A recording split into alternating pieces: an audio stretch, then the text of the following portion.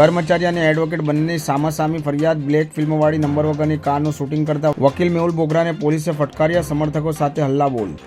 Police પોતે જ નિયમોનું પાલન ન કરે તે વાત ગંભીર છે. પર્વત પાટિયા BRTS પાસે રવિવારે સવારે ફિલ્મવાળી નંબર વગરની સ્વિફ્ટ કાર પાર્ક કરેલી અને અંદર પોલીસ કર્મી બેઠો હતો. આથી એડવોકેટ મેહુલ બોગરાએ વિડીયો ઉતારી ચાલકને બહાર આવવા કહી રહ્યા હતા, જેને લઈ પોલીસ કર્મી વાલજી હડિયાએ બહાર આવી શૂટિંગ ન કરવાનું કહ્યું હતું.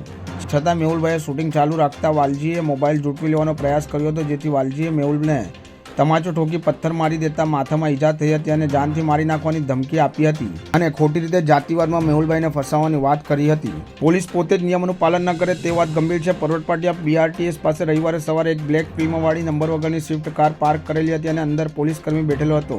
આથી મેહુલભાઈ બોગરાએ વિડીયો ઉતારી ચાલકને બહાર આવવા કહી રહ્યા હતા, જેને લઈ પોલીસ કર્મી વાલજી હાડિયાએ બહાર આવી છતાં મેહુલભાઈ શૂટિંગ ચાલુ રાખતા વાલજી હાડિયાએ એડવોકેટ મેહુલ બોગરાને તમાચો ઠોકી પથ્થર મારી જાનથી મારી નાખવાની ધમકીઓ આપી હતી, જે આપ વિડીયોમાં સ્પષ્ટ જોઈ શકો છો.